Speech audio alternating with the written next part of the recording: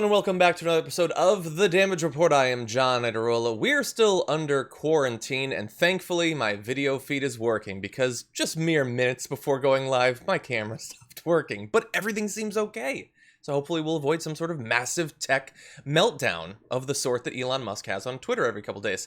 But anyway, joining us to talk about Elon Musk and more, for the first time, under lockdown, we've got Dan Evans, video producer and co-host of the Audioface Podcast and former producer at TYT. Dan, welcome back to the Damage Report. They always come crawling back, John. They always come crawling back. They do. Maybe Sophie will come back someday. But anyway, people who've been watching for a long time are probably familiar with this because you've been on the show before, but it was quite a while ago. You worked with TYT for several years in two different stints. You were... I'm trying to think of which number producer you were for the show, but like one I was or two? one of the founding producers, one or two. Founding producers. Basically, yeah, you were getting it launched when we launched on Live Linear, and Brett started working on it, and that was around the time I graduated from college and was able to come down and work on it. So, yeah, it's part of the gang's all back together. Yeah, we're getting the band back together. Yeah, so you were so early in, I don't know for sure if you were there, but you were basically there when, many people don't know this, we did this show for literally a couple of months with no one seeing it because it wasn't going out anywhere. You were producing and doing the show. You often tell the story, John. I wasn't producing it back then, but I was still like involved in the TYT sphere. So I was like one of three people who were watching it because we were testing the Live Linear feed. Yes. And like at different times we're supposed to quality control it. And so I was like, hey, this is a hella good show. That was kind of why I was like hitting you up, and I was like, yo, can I work on this show? This is really good. And so Thank you. I'm happy. It's awesome to see it grow. It's even though I've moved on to other pastures, I watch the show mostly every day I can. Shout out to my bosses watching in meetings. And yeah, I am ready to get started with news. Okay. Well, we're almost there. Okay, pump the brakes, buddy. But no, we're very glad to have you here to add your perspective. The perspective of, as someone noted in the chat, another clean-shaven lefty, because there's so few left these days. And the perspective of someone who we literally had to stop playing Animal Crossing right before the show started. So just to give you an idea, okay? But anyway, you're gonna give us that perspective, and we couldn't be more excited. There you go. I'm sure you have a gorgeous island. But anyway, it's up and coming. It's up and coming. Okay, mine has been rotting, laying fallow for months. But anyway, for those of you who are already here, feel free to hit the like button and share the stream. You can send in comments. We're on both YouTube and Twitch right now. You send us tweets at hashtag TDR Live, and you can also send in super chats, and we'll be responding to those as we go on. We've got a million stories to get to, so Dan, why don't we jump into it? Okay. It is becoming more and more obvious as cases in this pandemic go up and hospitalizations go up and deaths are starting to go up again that we need to do something serious. But this is America, so we're not going to. So short of doing something serious, we could wear masks maybe. But unfortunately, many of our elected representatives not only don't think that we need to press for people to do that, but in fact are doing what they can to stop other leaders from making it happen. And here we're talking about Georgia Governor Brian Kemp. The pandemic and Brian Kemp, two things that should not be combined, and unfortunately they have been. He said yesterday, through an executive order, that he was suspending all local government mask mandates despite the rise in coronavirus cases and hospitalizations in his state. So understand exactly what this means. Under the executive order, the Republican governor extended the state's public emergency and said face coverings are strongly encouraged. That's the good news, but not required. And Kemp's executive order voids mask mandates imposed by local governments as cases are going up. In the state, you've already lost 3,000 lives, by the way. So in the past, the executive orders he'd been putting out had been saying that local ordinances can't be more stringent than the state ordinances. Sort of a general principle. In this case, it's specifically saying, though, you cannot at the county or city level mandate mask wearing. We will not allow it. Yeah, that's just insane.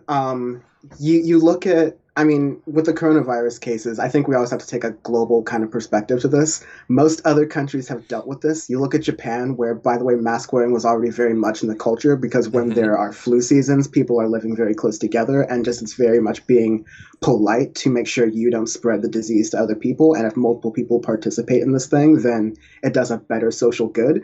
But Americans just don't do broader social goods. So, Not most of us.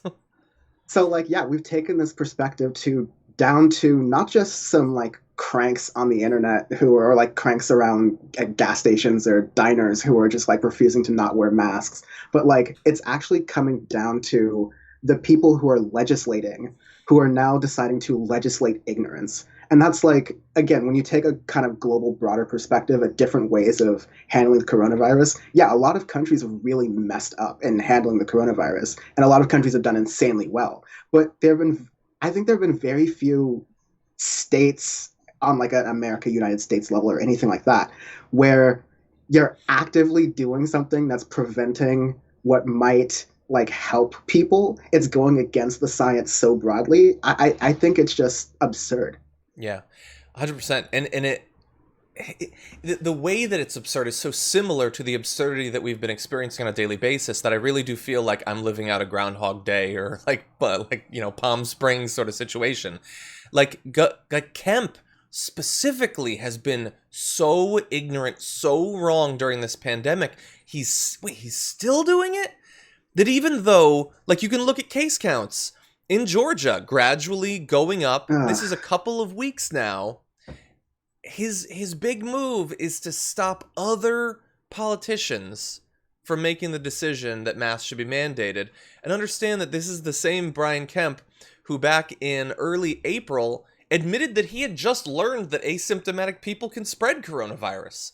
So maybe not necessarily the person with the intellectual curiosity, the intellectual grounding to be making these sorts of decisions, and not just decisions. This isn't just, I'm not going to mandate it. It's none of you can mandate it. So if Atlanta wants to do something more serious or Savannah has an issue with it and the mayors of both do, they're both speaking out against this, they can go screw themselves, according to Brian Kemp. There's nothing they can do. They have to risk the lives of their citizens.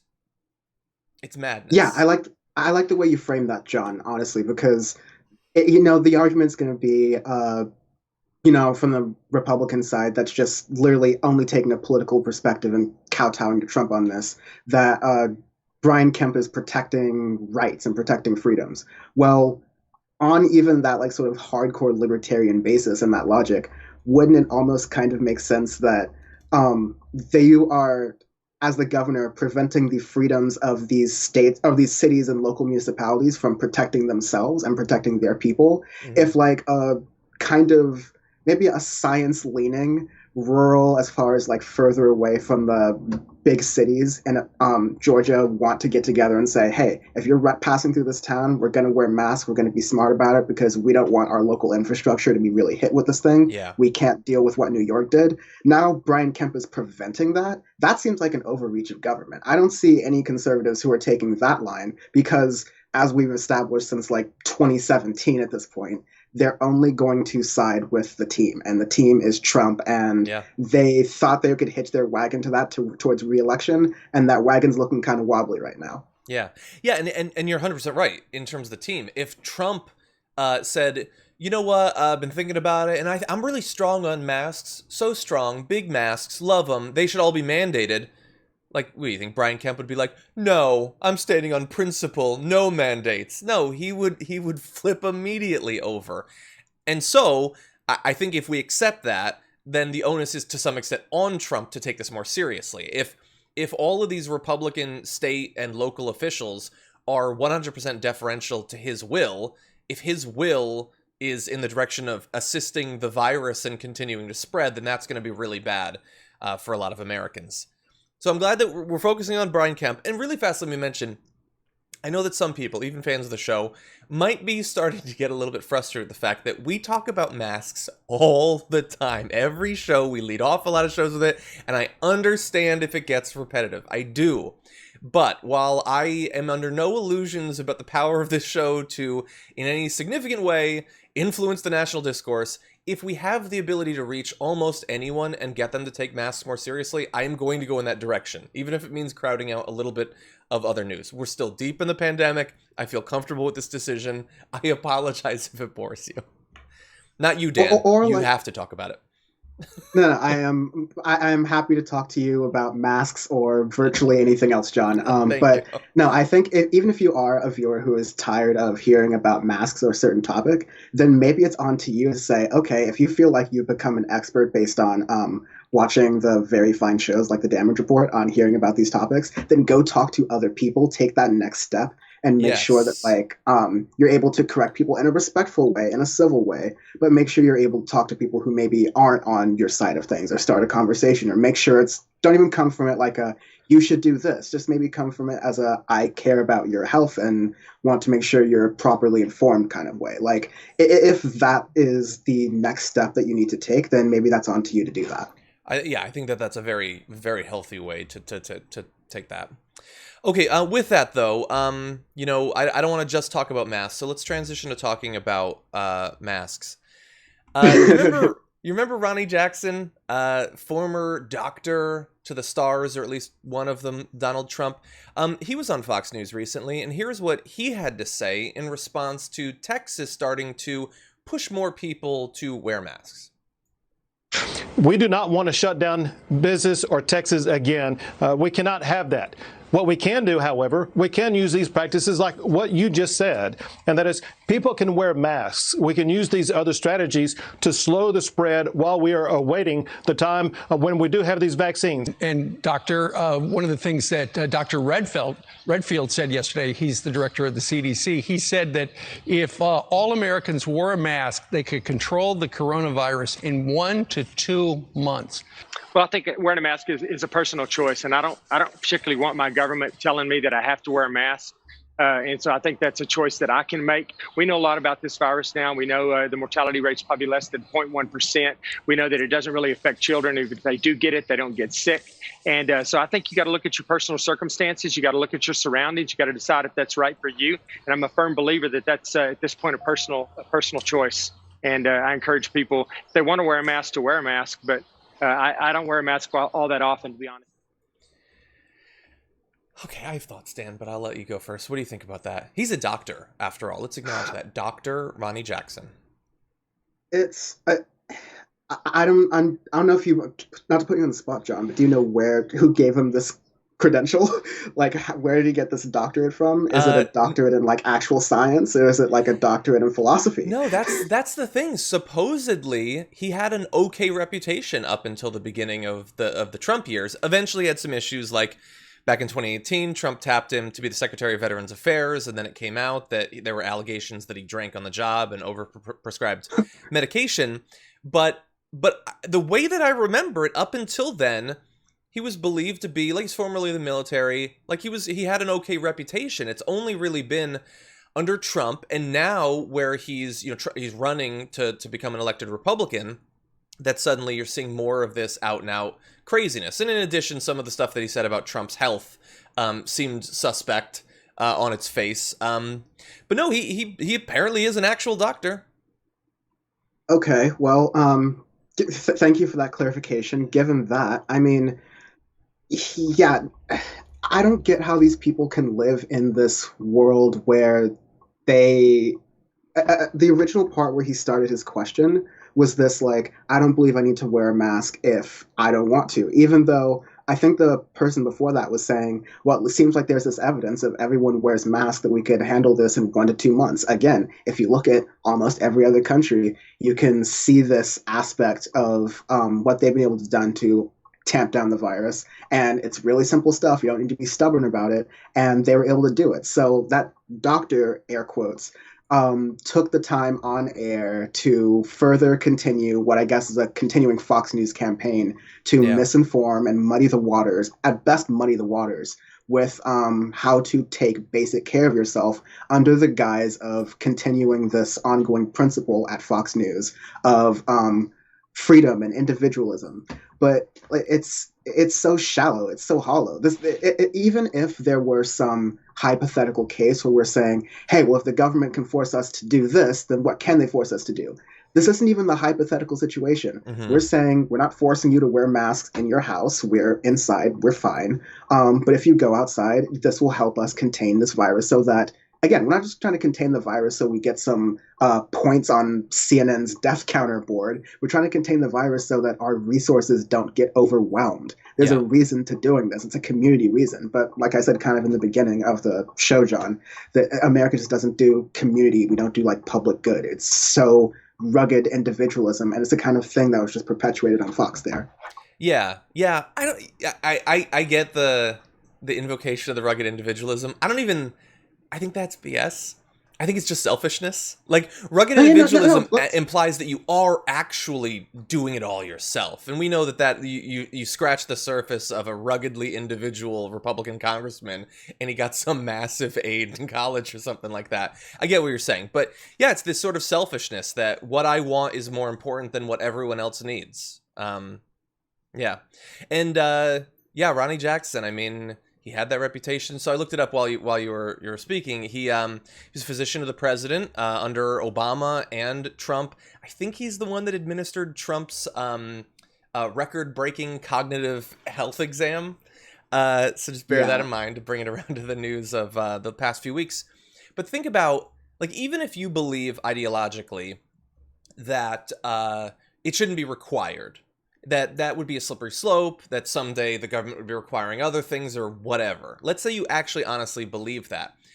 Even so, think about how irresponsible it is for a doctor to say, you know what, if you want to wear one, I don't personally. I don't really wear one very often. What a bizarre over and above thing where it's not even like, I wear one, but I don't want to be forced to. I want it to be my decision. He's saying, I'm a doctor and I don't even wear one, honestly. Like, what are regular Fox viewers going to take away from that? Are they going to be more or less likely to wear masks? He's risking their lives. He's risking the other people around him. Specifically, they're talking there about Texas.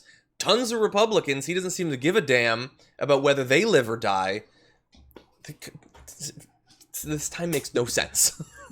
Yeah, like exactly what you're getting at there, John, is like a point in the media pipeline that I've talked about in several of my videos at youtube.com/standfortheinternet about like how there's this two-step process in conservative media and conservative information spread. Step one is to delegitimize like the regular forms of information. So it's the politicization of the CDC, Anthony Fauci, looking through the flawed organization that is the WHO, but taking that through this sort of hyper-politicized, xenophobic, as in like anti-China lens, and kind of like delegitimizing all the main forms of information that, like, you know, the rest of the world is using. And then step two of that is replace it with your own quote-unquote experts, replace it with your own information that uses the credentials and uses the smarts, but they're people who, yeah, maybe they were sellouts from the start, or maybe they chose to sell out recently. Like, I don't know what happened there, but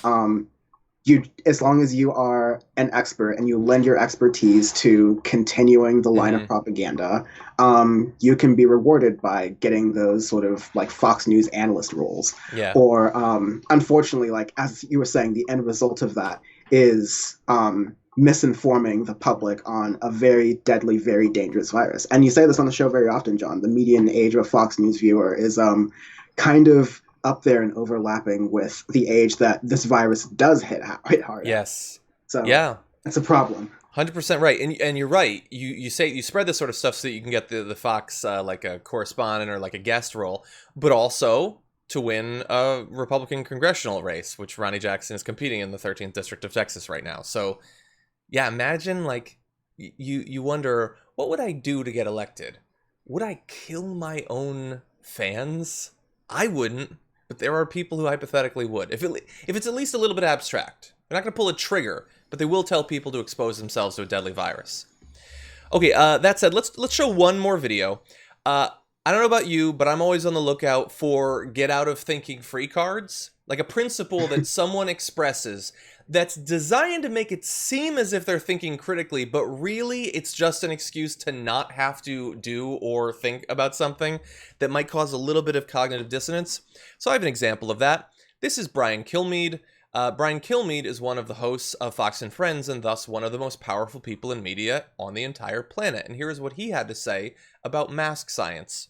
Wow, Doctor, appreciate it. And that's part of the reason why in the beginning we were told not to wear masks, and we were told it didn't work by the Surgeon General and not to do it. And then we were told, Dr. Fauci, we should do it only if we feel sick. And then last week we're told it actually should help you not get sick, contract the virus, or give the virus. So I would just love for the medical professionals to get on the same page and there be a lot less confusion amongst the Americans.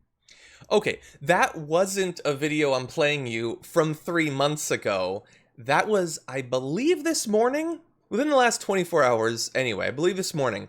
And he said, well, early on they said we don't need to wear one, which is true. Some doctors did say that very, very early on.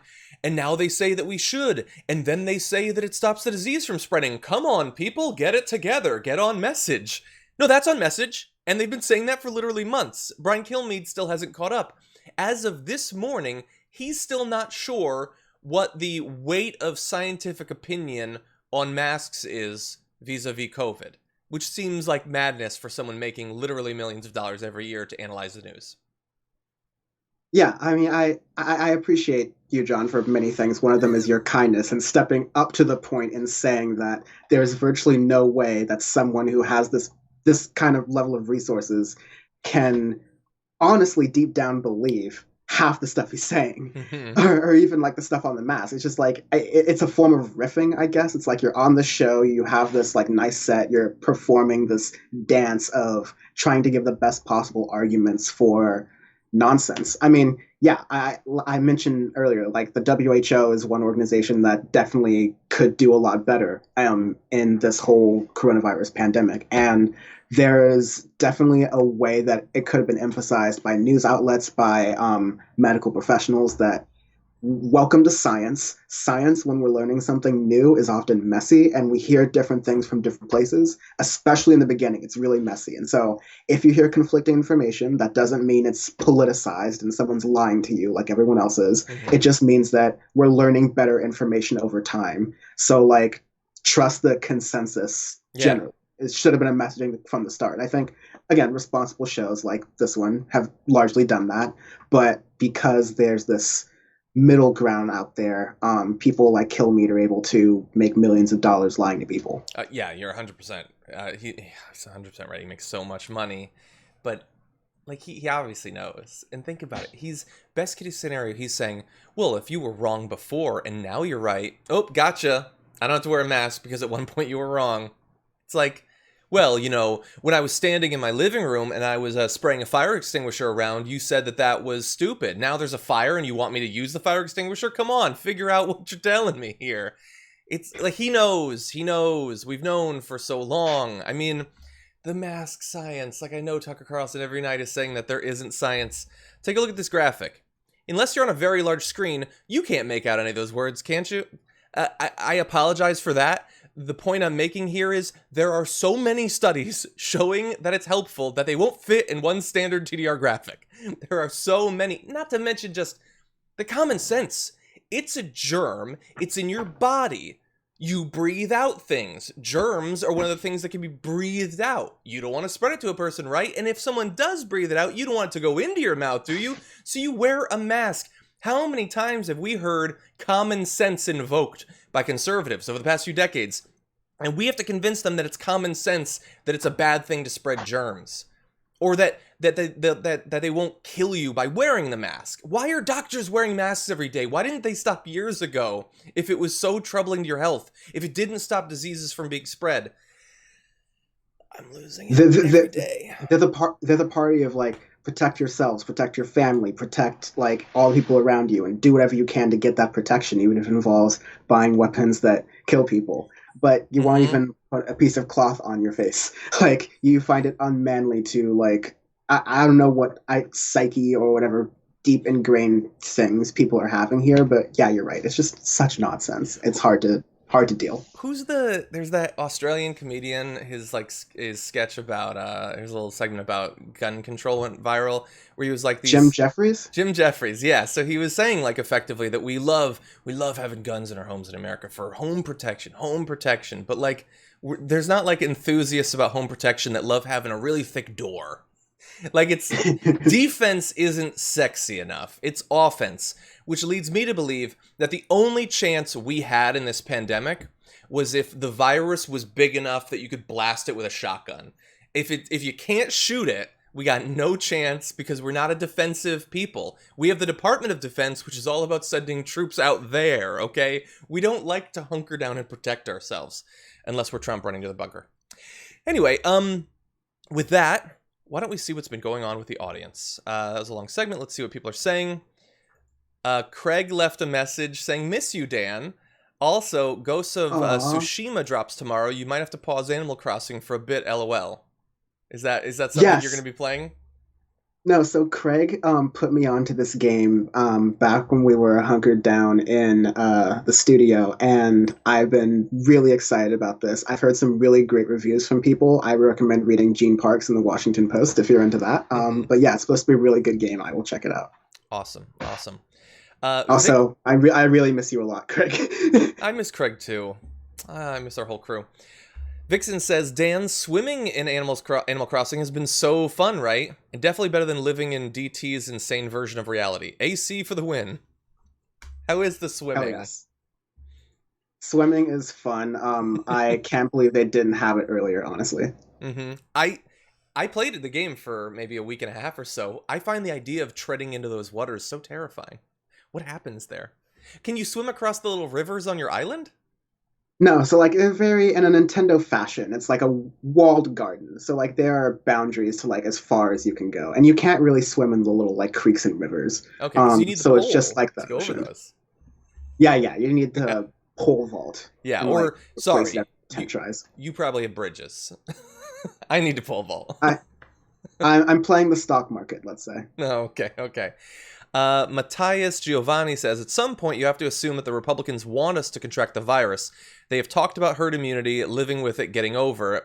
They push schools open, force people back to work, etc. Yeah, and it's the only thing that makes a strategy of trying to get as many people sick as possible because of a belief in herd immunity. The only thing worse than that is doing all of that and herd immunity potentially not even being possible because the antibodies don't stick around.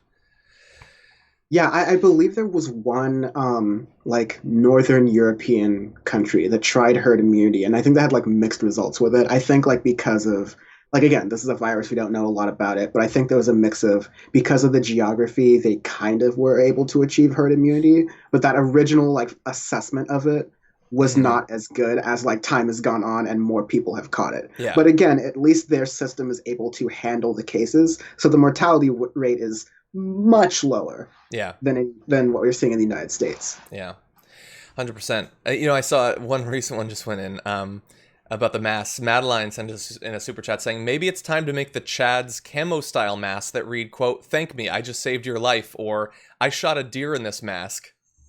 Those might sell. Yeah. No, literally, I'm like, Trump could make Trump masks. I don't know why he doesn't get on this. Put Semper Fi on it. Like, put whatever, like, dumb bumper sticker, suburban thing you want to put on your mask. Like, it's fine. Can I read one? Oh, sure. I want to read one super chat. Okay. Kai Allen said, "Hey, Dan, such a treat to see your amazing energy on TDR. I just love talking about myself." But no, they said, a question for y'all. What do you think are the best ways to address bad faith actors? And I think you know my answer, John. But no, I would you like to hear take your that answer. on? You don't.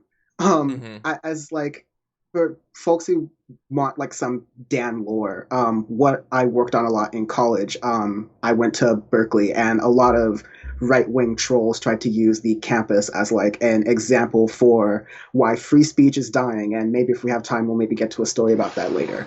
But the news wasn't telling the full story, and what a lot of the students were kind of seeing the blatantly obvious thing, that when you had these bad actors like Milo Yiannopoulos, like Ben Shapiro, like I don't even want to say their names, like Gavin McInnes and all these other like Ann Coulter and all these other like right-wingers who like tried to basically come to Berkeley just to have some sort of incident and then have news cameras at that incident and then be able to act like they're the victim because of this incident and write books about this incident and go on talks about this incident and debate 19-year-olds about this incident. Like, it's all about perpetuating the grift.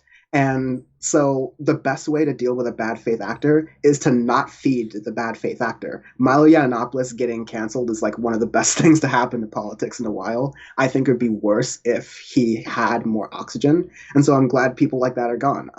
Alex Jones, we like us in the media, we see some weird stuff about that on Twitter sometimes every once in a while. But like, imagine how Alex Jones being on all the platforms he would have been before would have been feeding the mask hysteria.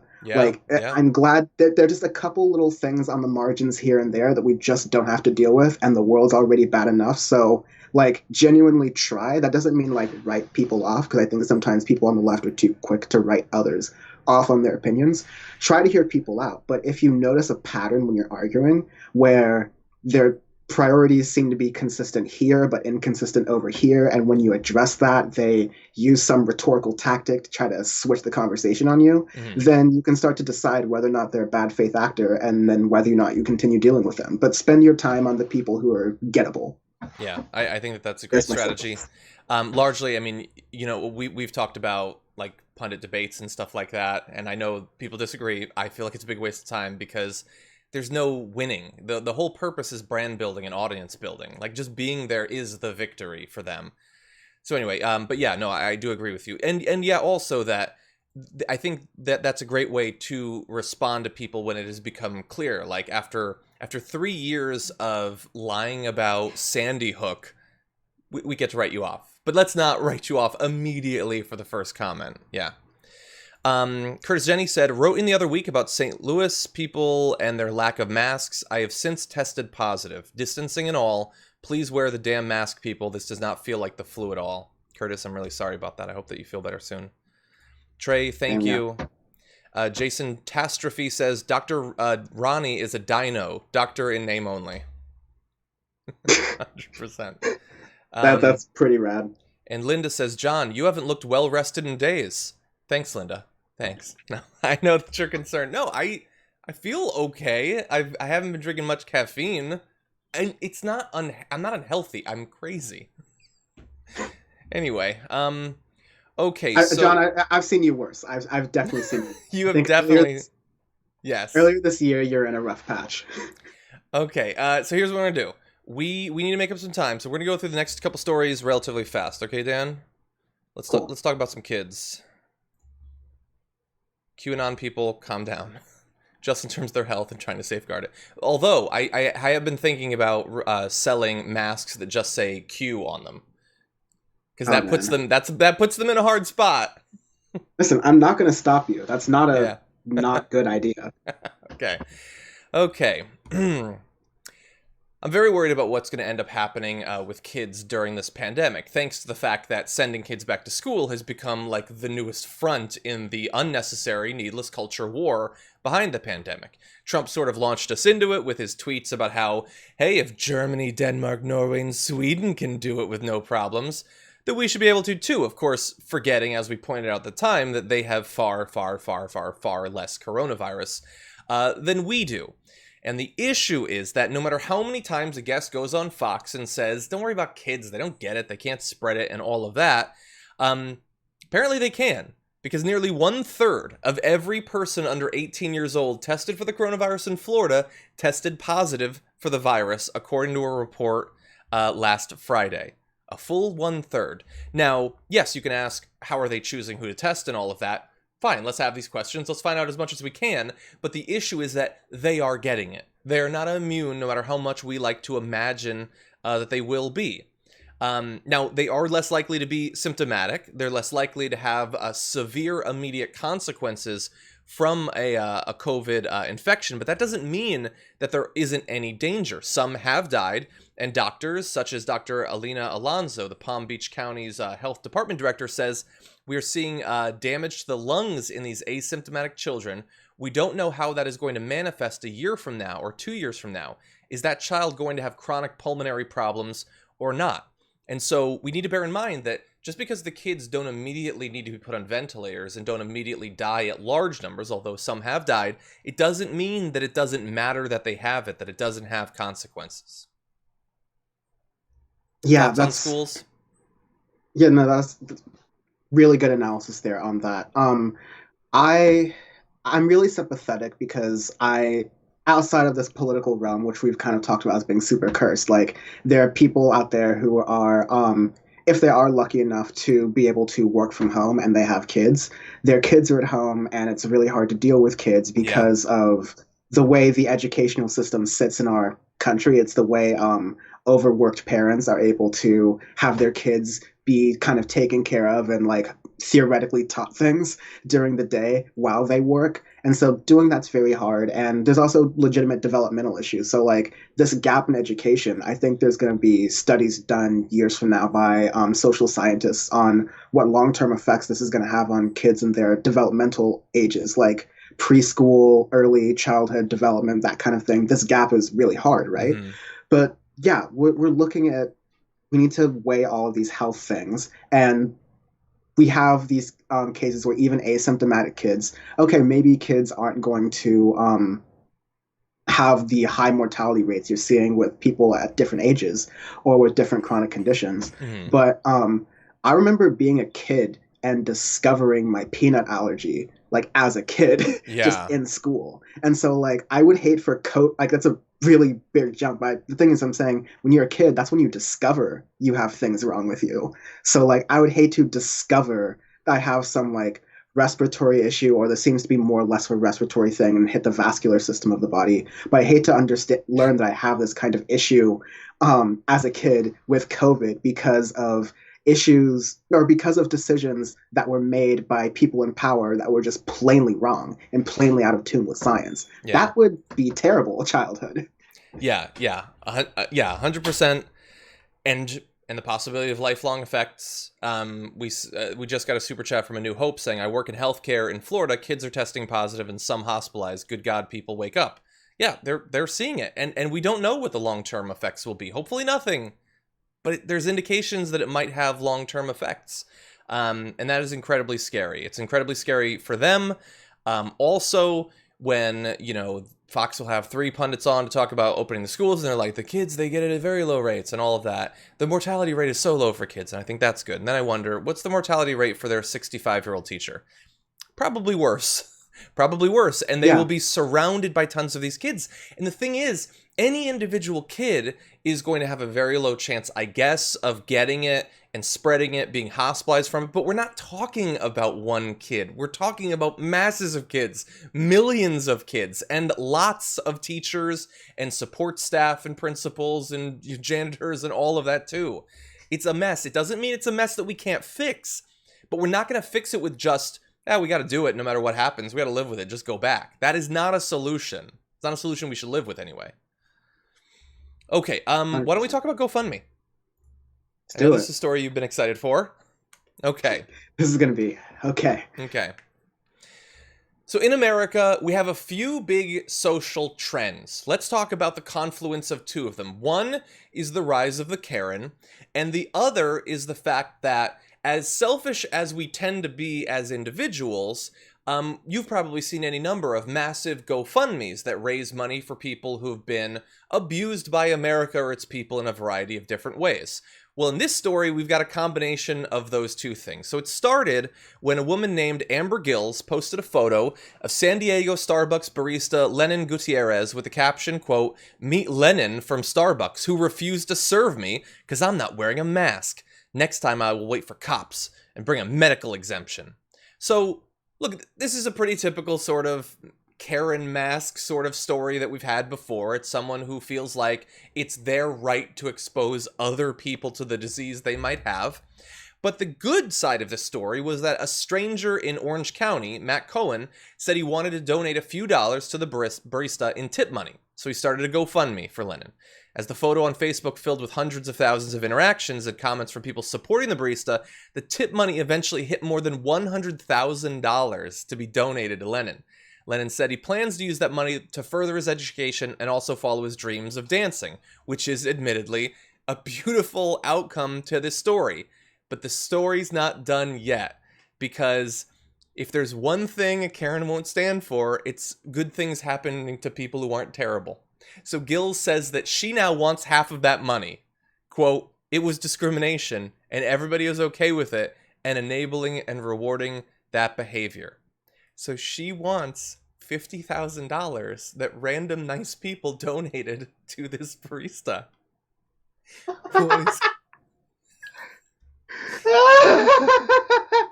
And I have to say, yeah, she should get it. Obviously. Is it not hers? Did she not earn it? I mean, if she wasn't the Karen that she was, Lennon wouldn't have gotten the GoFundMe, I guess. This was clearly a joint venture in between Lennon, who is, for someone who is named as such, is clearly not wanting to spread the wealth at all. So there's definitely a little bit of a problem there. You kind of wonder what roots that name kind of comes to. But this was a joint venture in between this Karen woman and this barista who decided to get together and do this guy. I can't. Wait, Dan. Don't say any more, because that now seems like a possibility. Okay, we're gonna make a viral video. I'm gonna be the Ken. We're gonna raise a bunch of money for you, and we're both gonna become dancers. No, obviously you're joking. No, it's just, it was a nice thing that people did for him. Look, I get that she's mad because she probably got a lot of bad social media attention. I would say she could have considered herself warned by the dozens of other people who the same thing happened to when they announced that they don't have to wear masks and it's on all of the other employees to just accept that they're going to get COVID. But yeah, it's not her money. There's no case here. She says that she might sue. Good luck to you. I have a feeling it's not going anywhere. I hope that Lennon countersues for legal costs. Let's go. Let's add some more money to this. This did not. I think this is the best case ever for that barista. By basically just respecting the customer, they got a tip from good people in society who had felt and understood where they were coming from. Mm-hmm. And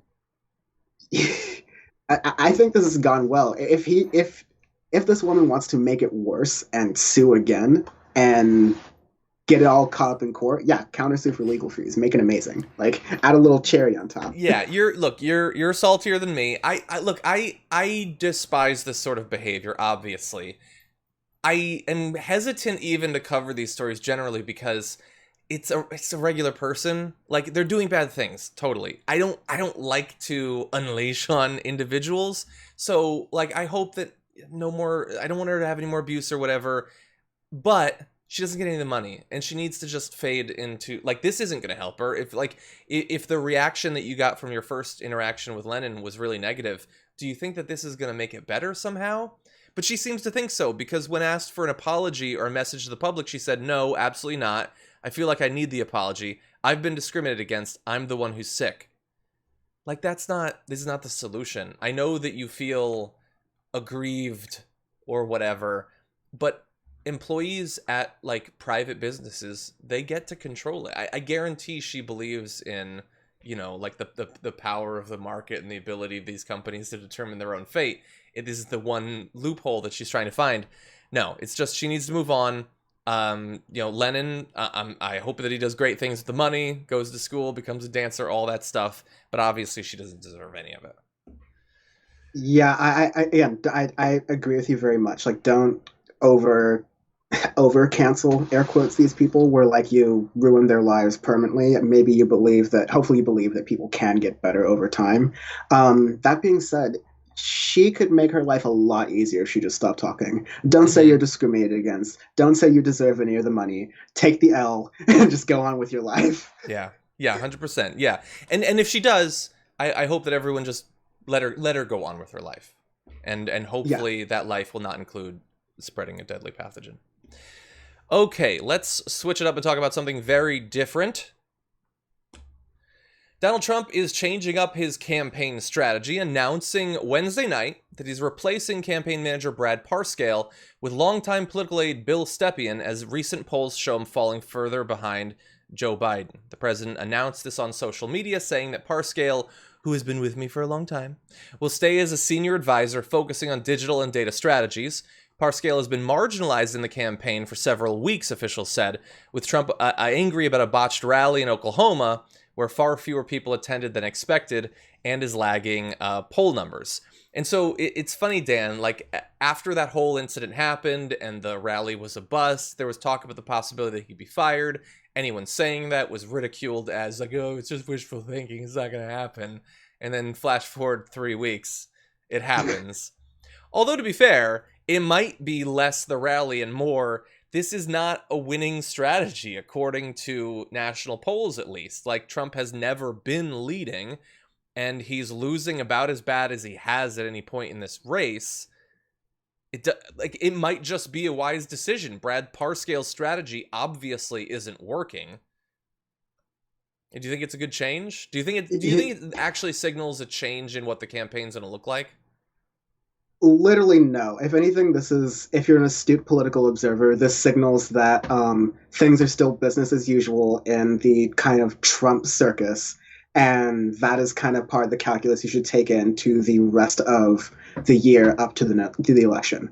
Because not even when Trump was inaugurated, not even since Trump started his campaign, basically since honestly most of my entire life when Trump decided to start that NBC show, The Apprentice, we kind of know how this works. Like, there's this big thing, you get put up to a big task. This is in the show, or like this is in his career now as a politician and as a president. You get put up for a big task. If you make the big guy look bad in that big task, regardless of what the big guy is doing on his own, and regardless of any of the other factors going into it, you make him look bad, you're in charge, you're out, you're fired. Like, that was the catchphrase.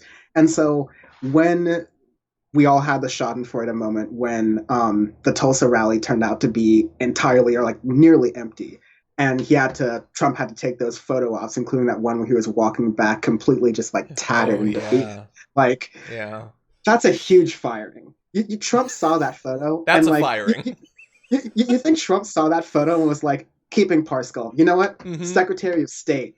You know, maybe he was loyal, maybe he did all the loyal things, but you can't hand Trump that big of an L and keep your job. But like, to your point, the poll numbers have nothing to do with Brad. Like, Trump is kind of doing this to himself. So it's good to see that, that's good to see, but Trump's still being Trump. And so it's not like there's any sort of course correction coming from that camp at all. I agree. Like, two things can be true. Brad Parscale can seem, to all indications, to be a genuinely bad person, and also, how are you supposed to help a candidate as bad as Donald Trump? Like, it's a pandemic, and he doesn't care that people are dying by the thousands. That's going to be tough for a digital ad to overcome. So that's in defense of Brad Parscale. Now let's just briefly dunk on him. So you might remember the biggest moment in the media for Brad Parscale probably was several months ago when he announced in a particular, like, I would say tone-deaf way, but it's like the GOP always does this now. For nearly 3 years, we've been building a juggernaut campaign. Death Star. It is firing on all cylinders. Data, digital, TV, political, surrogates, coalitions, etc. In a few days, we start pressing fire for the first time. Although, correction, it did take them a couple of months, but they did press fire. Anyway, no, and the idea that, like, we're the Death Star, they're the bad guys. But they like Trump as Thanos. It doesn't make any sense. What are you going to do? It's really like Brad Parscale watched a little bit of Succession, and he's just like, oh, I want to be like Logan Roy. He's the good guy. I'm going to be just like him and talk just like him because he's strong and people like him and he's relatable. He represents the everyman. I don't watch that show, but I get it. But yeah. But if I could take this fun little story of the comeuppance of a bad person and just add a little bit of poop to the top of that sundae, the joke is kind of on us at the end of the day because Parscale and his companies have taken in about $40 million from the Trump campaign already. Parscale even put himself in one of Trump's ads. But no, he's become enriched, and he's still being paid by the campaign a huge amount of money, probably to keep him hushed up until after the election. So I think in the end, it's embarrassing for him, but he has made so much money, I doubt it stings that bad. I mean, until he gets that PPP loan, it's not going to be that much. I mean, so everyone loots from Trump. Got to get that PPP loan to get like the creme de la creme. Like if you're going to get like the corruption holy trinity. Exactly. Okay, so let's talk about a story that you actually clued me into earlier today. We've talked for years about the militarization of law enforcement, the police getting like MRAPs and weapons straight from Afghanistan and things like that. But let's talk about the more subtle spending that they do, the sorts of spy gadgets that law enforcement likes to buy. Let's talk about a company called Advanced Covert Technology that's been selling surveillance tools to police for over 2 decades. It has its latest catalog as an example of the expensive Hollywood-style gadgets, and just wait until you see it, being marketed to law enforcement agencies out of the public eye. How significant are their sales? Well, we have some information on that. ACT has previously sold more than $60,000 of audio and video equipment to a variety of federal agencies like the Department of Justice and the U.S. Army, as well as police departments across many states. So what are they selling, these law enforcement agencies? Things like this. Those are audio and video spy equipment designed to look like baseball caps, Monster energy drinks, which I find offensive as a person who has enjoyed many Monster energy drinks. You have things like this dollar bill that has a 48-hour battery life, not bad, and records audio. It's a dollar bill recording device. Exactly. Oh my God. It's pretty cool looking, although, like, if I was the mobster, I would wonder why, like, one of my lieutenants always has $1 bill sticking out of his pocket. It's like, why does Joey One Bill always got that one bill? I don't know. But anyway, it's not bad. Let's talk about a little. Hold on one second. Let's see just a few more. They've got fake vape pens, sports caps, gift cards. Gift cards, not to buy stuff. They are the spy equipment. Car keys, banned t-shirts for things like Johnny Cash and Jane's Addiction that all hold spy cameras. And again, this is designed to be sold to law enforcement. So if you see a cop coming up to you with like a baton and a Johnny Cash shirt, be on your guard. What do you think? Oh, first of all, I'm glad I can finally say Vape Nation is cop. Like anyone who does Vape Nation is a cop. Because I've been feeling like I've been in the minority and saying I've been in many minorities, but I've been in the minority of saying that for a while, but it's totally true now. Anyone who has a vape, probably a cop. It's just a weird thing. It's vape, sunglasses. I don't like it, but this is, surveillance capitalism, man. It's wild. When I first saw this story, there's some of these gadgets that I was like, okay, because I think I'm still kind of stuck in my nostalgic early 2000s Spy Kids world of like gadgets. I want to go home, John. And I'm just in this world of gadgets where there's like cool little like guns and lasers and radars and stuff like that, where things can have spy equipment. And the closest thing to that they sell is probably the GPS, because I don't think anyone has a GPS in their car they use anymore.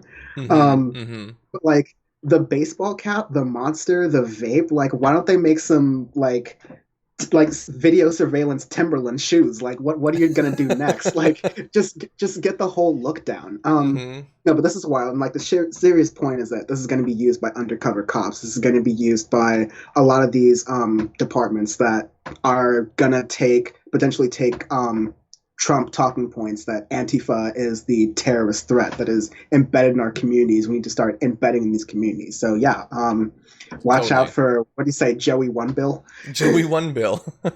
Tommy Monster, why are you always drinking that Monster? That same Monster, when you gonna finish it? It's only that big. But anyway, yeah, you're 100% right. The reason that this is especially important and timely is that we know that with the protests that have been going on, there's just mass surveillance of them. And this is obviously, I guess, the most Hollywood or cartoonish. There's other forms of surveillance that are probably scarier. They diverted like spy planes down and things like that during the initial protests, which is obviously horrifying. But one added layer of issue with this is that while the co-founder of this company, Ryan Mitchell, says it's very serious that it doesn't get out what this equipment is, undercover officers could get killed if the bad guy finds out what the equipment is, you are jeopardizing someone's life. This is what they said when the reporters from Vice came calling. The issue with that is that a quick Google search reveals that very similar equipment is available for sale direct to civilians through electronics retailers. For example, B&H, which I've bought camera equipment from, sells an assortment of spy gear posing as common household items, including a fake Monster energy drink. But the thing is, they sell it for a fraction of the price that ACT is selling to law enforcement, and they can do that because police agencies are given tons of money to just buy whatever toys they want. They don't have to look for bargains. If they really wanted a $1 bill that recorded your voice and your heartbeat or whatever, they could probably go get it far cheaper. Companies like this are designed to prey on the overinflated budgets of law enforcement agencies. You're super right, though. Shout out friend of the show, B&H Photo, probably the home of the warm heart of all creatives out there who need to buy equipment on the cheap. Wait, who's the host of B&H Photo? I wonder if I've watched this. No, I didn't say the host of B&H Photo. I just said shout out to them. They got a little mention in the story. No, I've had a great experience with B&H Photo. Don't you worry. Lots of good photography YouTubers out there, by the way. But anyway, yeah, it is an interesting story. Way more details and pictures of the gear are available at Vice, so definitely go and take a look at that. I believe it was posted in the last day. Okay, time is a-wasting, so we're going to roll on, Dan, right to hopefully our last two stories. I will be responding to more super chats and things like that afterward, but I definitely want your perspective on this, so let's jump immediately into cancel culture. Just yesterday, Bari Weiss, who, if you don't know who that is, you're a regular person. But anyway, no, she worked on basically the editorial side of the New York Times. She resigned yesterday, saying that she was being bullied by her coworkers because they called her out for lying on Twitter, and she implied that there was this culture war going on generationally at the New York Times. So you would imagine that a woman choosing to resign from a position like this, okay, that's a story potentially, but not one you would expect that, like, the president would be tweeting about, saying the New York Times is under siege. The real reason is that it's become fake news. They never covered me correctly. They blew it. People are fleeing. A total mess. No, people aren't fleeing. Bari flew. That's what happened. But it's not just the president. You have Fox News critiquing the lack of coverage of a media elite choosing to move from one job to another. How dare CNN and MSNBC, amidst both a pandemic and nationwide civil rights protests, not waste hours, nay days, on the story of Bari Weiss choosing to quit. And then, of course, Fox News has been all over it with a Tom Cotton op-ed and a Ben Shapiro op-ed and constant guests coming on to discuss this woman who works for the New York Times choosing to quit and start her own media venture. Dan, what do you think? Yeah. Oh my God. Yeah, this is the cycle. Welcome to the cycle. Welcome to Grift Nation, John. Mm-hmm. We enjoy Grift Nation here.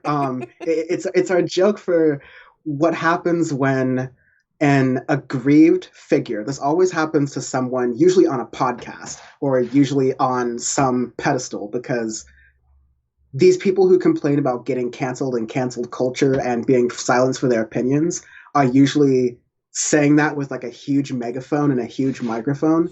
Like the Fox News thing that we had a while ago, where they were comparing how many seconds that the other cable news networks spent on the resignation of a New York Times op-ed writer, is the idea that the same network that claims that Obama was an elitist for putting a certain type of mustard on his burger is saying that other networks are elitist for not covering the firing of a New York Times reporter. What does this matter materially to, like you said, the coronavirus, the George Floyd demonstrations, the impending rent issues, the economic issues that are boiling under here, homelessness, like the climate. Like, there's so many actual issues to focus on, even issues that Fox News could pretend to focus on. Like, I'd almost rather take some like Chaz B-roll over this. It's so maddening, and like it goes to Grift Nation.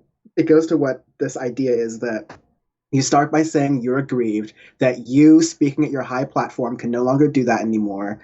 So now I'm going to be silenced. And she resigned on her own. She resigned on her own. So she's not really being silenced. All she's doing is like you said, I don't know if she's officially announced this, but for certain, the next step of Grift Nation is you start your own independent media venture. You say that you're going to do an interview show. You're going to talk to independent thinkers. You're going to let them say whatever you want to. And then it's just from there, it's only a ticking clock to who is the first Nazi you let on the program. It's like, is your show going to be the Nazi show? Or like, who is the first person you're going to let on the program who is maybe not a Nazi? I understand because like Barry Weiss is Jewish, so it's like far, but like, who is the first person who is going to have extremely reprehensible opinions that you are going to kind of walk around and say, hey, this is free speech. Hey, you can have these opinions. Who cares that I have this platform that I'm complaining is being robbed from me?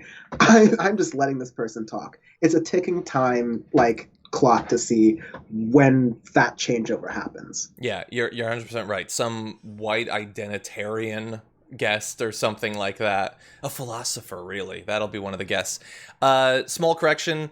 If step 1 is quitting your job, step 2 isn't starting the media venture. Step 2 is billionaire gives you millions to then start step 3, the media venture. Because again, she's a media elite. She is going to be fine. She's going to be handed money. I'm glad that you pointed out, because it can't be stressed enough, she resigned. She wasn't fired. Although, and you know, we can't read anyone's mind. I think that she wanted to be, because that would have been better for the grift, in the same way that Dave Rubin didn't title his book Don't Burn This Book because he was genuinely worried you would. He wants to present himself as someone under assault, and so he titled that way. Yeah, and in terms of like the criticism for people not covering it, I forget who said it, but it was like, this story is literally, that thing, the Fox thing is, media elites criticize media elites for not covering media elite resigning. That's all it is. And I think Jordan tweeted yesterday something to the effect of like, one iron worker turns to another, "Do you hear about Barry Weiss?"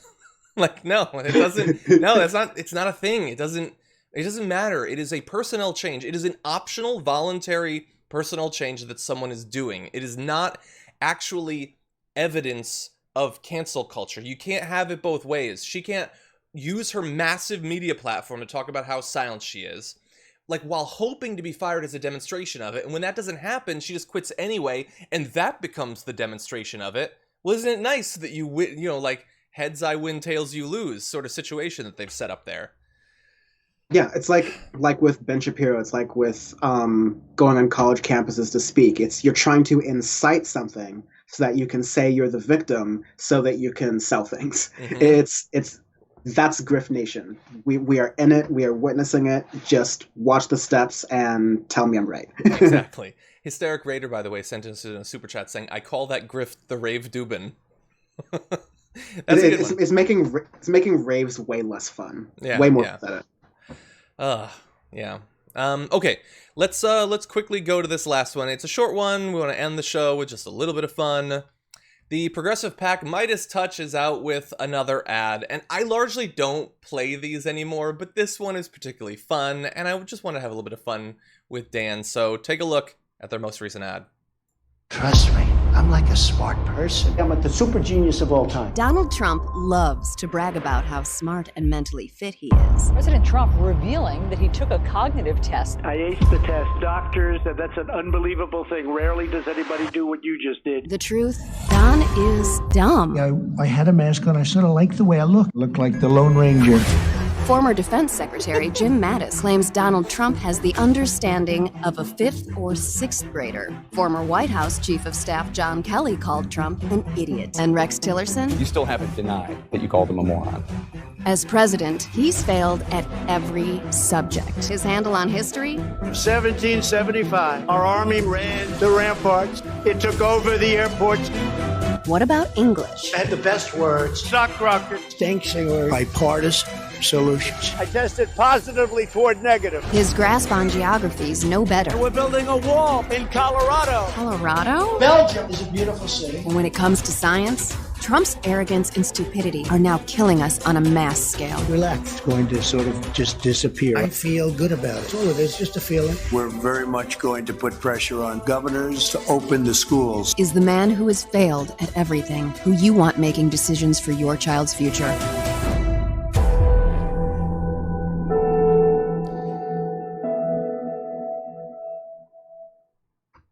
Okay, the F is a nice touch. Okay, so that was fun, and they obviously at the end they made it substantive. Why does it matter that you have someone so deeply stupid? First, what are your thoughts? Yeah, I'm with you. I don't love these ads unless they're like, where we see them online and then they're hyper targeted to possibly the only place where this matters, which is cable news markets and swing areas, because that's the only way you're going to appeal to people. Because with most people, you've at this point made your decision on whether you think Trump is fit to be in office or not, let alone all the other policies. But nevertheless, I like these hard-hitting ads because I think that too often the left, definitely like as a broad coalition, will kneecap itself and say that there's one strategy that is better than the other strategy. There's one strategy we should use, there's one strategy we shouldn't use. And I think there is a marketplace for debate around these kinds of topics and discussions for sure. But if one company, like, of course not Lincoln Project because they're connected to basically pro-Bush people, but like, if I don't know exactly the background of Midas Touch, but if there are people who want to make ads in this tone where they're very hard-hitting and taking the low blows that Donald Trump might take towards someone who is like Donald Trump, who is a Democrat, then go for it, as long as you're putting the ads in the right place. Yeah, I agree with you that there might be a best strategy, but that doesn't mean that's the only thing you do. Like, you campaign everywhere, you campaign in different ways for different markets. I agree, you're trying to appeal to different sorts of people, even people that might have lots in common. I mean, many people on the left, they're not all the same. They don't all respond the same to different arguments. And the thing is, again, if the ad had ended 2/3 of the way through and it was just, hey, you remember all the dumb stuff he said? Look, I would have personally found that funny, but I wouldn't find it at this point to be very persuasive to most people. I doubt there's a single person, including people that like Trump, that would acknowledge that he's stupid or that it would matter to. They think that it's endearing or charming that he's an absolute moron. It's the fact that they're tying it back to the most substantive thing you can right now, which is stopping, another 100,000 or 200,000 people dying from this pandemic in the very near future. And so I'm glad that they did that. And even if they didn't, some people want to be entertained, There's a lot of hate for preaching to the choir, but choirs like preaching sometimes, like you're standing there for a long time. It's nice when someone directs their attention to you. But anyway, yeah, I found it to be fun. And I think that keeping the focus on the pandemic broadly is a good idea. But I would add, as you alluded to, I think in our last story, that making sure that people know that the pandemic is not just the people who have died and suffered and their friends and family. That's extremely significant, but it's not just that. It's the lives that have been devastated financially due to it, and the lack of aid that was given by our elected officials, and then the impending crises that are coming up behind it, eviction and the mortgage crisis and all of that. I mean, there's nothing more substantive than that, and with the election just a few months out, we got to make sure that people stay focused on it and not allow Trump to just change the conversation to beans or statues of beans or whatever he's going to do. You don't think he'll do it? I mean, I at this point, the only thing I can hope for as in this administration and the remainders of it, hopefully what remains of it, because I'm so numb to everything, is that Trump continues to give us this great meme content of him just sitting in front of, like, at the Oval Office desk with a bunch of beans in front of him. I'm gonna be photoshopping a lot of album covers into that, honestly, for the next 5 to 6 years. So that's perfect for me. I'll take that little win wherever I can get it. Yeah, there you go. Okay, Dan, thank you so much for joining us. I know we're right up at the limit time-wise. Where can people see more of your content? Yes, so on Twitter at Dan from the Web, that is where I am mostly on. If you're watching this on YouTube, hi, I have a YouTube channel, youtube.com/Dan from the Internet, where I just did a video on news and why news sometimes makes us feel kind of sad and down and hopeless, but what to do with that feeling and why that feeling is there.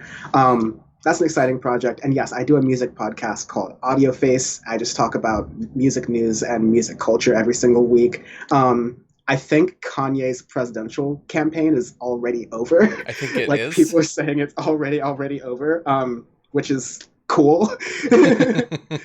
I guess just like release the album already so we can get on with our lives. But check me out there. It's been super fun, John. Love to come back. I'd love to have you back on. Yeah, everyone check out his videos. They're very well researched, very well produced, much higher production than anything I put together here. So definitely go take a look at that. And Dan, it's how is he saying this on the show? I helped him. Like, wow, how is no, he I'm talking saying about that? the home version. Everything you did was gold.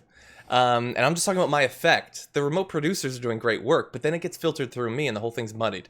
But anyway, it's always good to have you on, and hopefully we'll talk soon, Dan. John, you do the best show that is morning in progressive news on the internet. It's always a pleasure. Take care. I appreciate that. Stay safe, man. You too. And for all of those of you at home, let's take a look at what's been going on in the super chat. We had a lot that we had to fit in, so I apologize. I haven't been reading as much as I like to, but let's see what's going on. Exoteric says, can we please have good news? Anything? Well, I guess some of it was kind of good news. A good ad. And Brad Parscale's bad. He's been demoted. Is that good news? It's sort of good news. Rob Shively had said, the sequel will be Polar Barracuda covered in blood. This time it's invisible. Like the Predator, only stupid. Nice, Rob. I like it.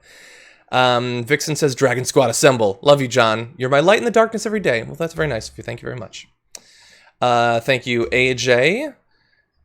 Daniel Sabri says, hey John, longtime listener, first time caller. Have you heard about the current deal Iran just made with China? I don't have enough information to, speak intelligently about it. I'm going to do more research and hopefully we'll talk about it soon, but thank you for the super chat. Rob had also said, every time you say lefty, I get worried that you're left-handed, like some kind of mutant freak. It's the latest mutant power. No, I'm not lefty, but that wouldn't be a bad thing if I was. Let's see. Okay, Hanny Banani said, Texas tried the same thing Kemp did in terms of the masks. Bad and embarrassing, 100%. And Kemp still won't mandate it, not Kemp. Abbott still won't mandate it, but he's at least encouraging people to wear them, which I guess is as much as we can possibly hope for right now. Gary says, John, what's your opinion on American tourists coming over here to Ireland not self-isolating? Look, I think it is perfectly reasonable for countries to have mandatory quarantines for people coming from America. I know, I've talked to my wife about Australia's policy where you can't just get off a plane and go walk about Melbourne, I think that's very reasonable. Jenna Foster says, I live near Athens, which also had a mask mandate. 20 to 30% still weren't wearing masks. My 2 young children wear them with no issues, so can you. I agree. I was at a park yesterday and I saw a bunch of kids playing soccer, which is great, but none of them were wearing masks, and so I do worry. Let's see. A New Hope says, I work in health. Oh, I did see that earlier. I read that one earlier. Thank you, A New Hope, again for that. Tina Dean says, Trump does have masks on his site. I have several online baskets full of them. Google what that does to online stores. I know it's petty, but it gives me a jolt of happiness. P.S. Matt Gates the tool. I assume I know what it does to stores. But thank you. And that's the thing. Like he could make a bunch of money getting people to buy those, but that would mean he has to actually encourage people persistently to wear them, and he doesn't want to do that. SK says, I'm currently at work in the middle of a warehouse with no AC wearing my N95. I do this 8 to 12 hours a day, 5 days a week. Wear the damn mask, Karen. I agree. Let's start a GoFundMe for SK. Okay. CD says, is there a reason you aren't covering Portland? Heart you. So are you talking about the new sort of department law enforcement force? So I'm very worried about that. The issue is that I've been able to find very little hard information that I feel comfortable reporting on definitively. I've seen videos that are very worrisome. We might well cover some of those on the show tomorrow. The difficulty is that they're hiding so much about what's actually going on that I worry that the conversation would just be speculation, which I prefer to keep out. But we will be watching. I know on our company Slack people are sending videos back and forth. Over on Twitch, Dranoa says, thank you for using your platform, John, for promoting mask wearing. Thank you for your thank you, although I would say I thought it's like the least you could do. Like, I think it's actually literally the least you can do to tell people to wear masks, but it's become more than that thanks to how irresponsible our media is. It's weird. Tom Will says, message to John's wife. Fried egg sandwich with chili sauce and mango chutney. That will perk him right up, kick the caffeine right out of him. Okay, well, thank you for the suggestion. That sounds a bit much, but thank you. Okay. Breaking news in our Twitter section, I think from Bart Kyle. According to NBC Nightly News with Lester Holt, U.S. Supreme Court in a 6-3 vote declines to change Florida voting rule that would make it easier for tens of thousands of convicted felons in Florida to vote if they haven't paid all their court fines. So we talked about the development from that passing in the midterms to then DeSantis trying to water it down. And so it looks like that was successful, the watering it down. My only question, because I'm not that surprised that the Supreme Court went in that direction, they love making it harder for people to vote, is the 6-3. That's what's interesting. Rather than a 5-4, I wonder who the vote, I wonder who went in that direction. Was it Breyer? It might have been Breyer. Maybe Kagan? I'm not sure. Anyway, Anastasia sent in a super chat saying, "Do you even watch the news?" a Karen says, after I asked her to wear a mask inside the gym I work at. I'm in Orange County, Florida, over 453 hospitalized. Anastasia, good on you for trying to get them to do it. The idea that someone would want to be in a gym right now and not have a mask on seems like madness. And what is it about Orange County? Like, honestly, Huntington Beach, those sorts of communities have lost their minds over these masks. Okay, Beth said, Trump is like Thanos. He is determined to kill half of us. He would definitely sacrifice Ivanka for the Soul Stone. That analogy went deep, and I appreciate it. Thank you. Jackson says, yeah, see, Johnny 1 Bill's a rat. See? I knew it from the start. That Bill. It was weird. Okay. Matthias says, is Trump Darth Vader force choking his surrogates? He wished. With his emotional, lashing out. It's a good thing he does not have the powers of a Sith. Todd Welsh said, it's my birthday. Happy birthday, Todd. Here's $5 in a joke. How is Microsoft Excel like an incel? They both incorrectly identify things as a date. Funny. But happy birthday, Todd. Thank you. Okay. Maybe one or two more. Vilma, thank you for your keep it up. I appreciate that. Drift said, please give my wife Sarah some encouragement in her journey to quit smoking. I love her very much. Drift, and to your wife, Sarah, I have never tried to quit smoking. I can only imagine how difficult it is. I've known family members who have, and it has been very difficult, but definitely worth it. Stick with it. And hopefully the two of you can get through this. It is difficult. I mean, a tiny little minor version of it, it's difficult to give up things like, abstaining totally from alcohol, cutting caffeine and things like that. Obviously, the physical withdrawal symptoms from cigarettes are far worse, so my heart definitely goes out to you. Okay. And Amanda W. says, spent $11K on dental work, and I can't show it off because of my responsibility of wearing a mask. Complete piss off, I understand, and will wear the mask.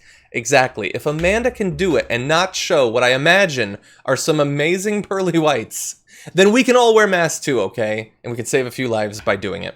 Anyway, thank you to everybody who's been watching the show. Tomorrow, Brett Ehrlich is going to be back. We're going to be closing out the week with Garbage People, which means it is now your opportunity to go to the community tab on our YouTube page and vote for who you think the TDR community garbage person of the week should be. That is, I believe, active now.